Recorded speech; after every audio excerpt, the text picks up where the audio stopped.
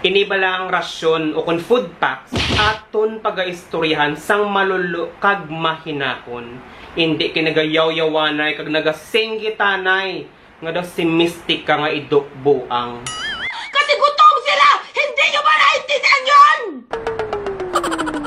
Pero antike, mayong adlaw sa inyo. Kag tani, kamo naman dira ang ara sa maayo nga kahimtangan. Halong gid kamo dira kag madamo nga salamat sa inyo nga pagsuporta kag pagpadayon nga paglantaw sang akon nga mga videos. Ining rasyon, istoryanta sa malulo kag maayo nga pamaagi. Di bala, ining rasyon na partinisar na ini sa kada pamilya. Pero, nga abalaya may ara gid sang iban. Iban, hindi tanan. Kaya ang iban sa inyo, dahil nagalantaw ba? Diyos ko, mga alipungoy. Ilonggo na gana, hindi nyo pa maintindihan. Iban, hindi tanan.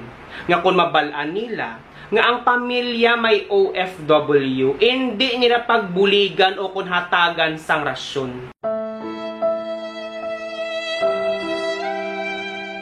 Ay nga may problema kamo sa mga OFW? May issue kamo sa mga OFW? Ano matyagan nyo kung OFW? Damo kwarta, may sinuktan, hindi magutman. Ay kaluoy man. Tani, kung amon yung sitwasyon, magkadto kamo sa balay sa OFW, hambalon kamo.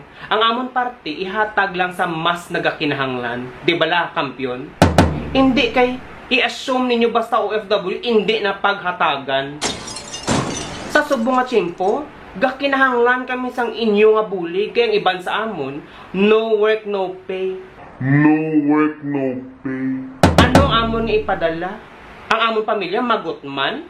Nga hindi nyo pagbuligan?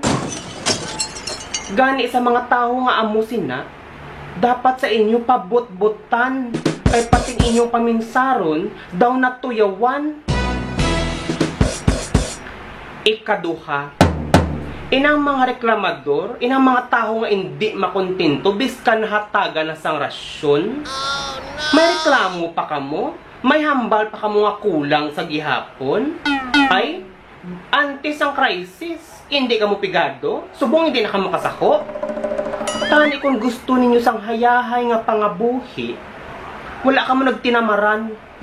Hindi kay halalang niya kamo ka madyong, tungits, pusoy, tambay, tagay, nan, dira kamo kampyon. Kag sa subo nga may crisis, kung kamo magutman, gobyerno ang inyo nga basulon. Ay, tapos mamba kamo nagutman kamo, ti marali kamo. Ay kampyon, dapat sa inyo, paligidon, tapos ipton sang pison. Kasi gutom sila! Hindi nyo ba naintindihan yun? Magdalena, ikaw ay Gani para sa ibandira nga wala ka pangatag sang rasyon, sa ibandira nga hindi pa makontinto sang rasyon. Sige lang, kaya nga ba ara sa piyak nga bangga. Mag-abot ina, merisi ang paaman.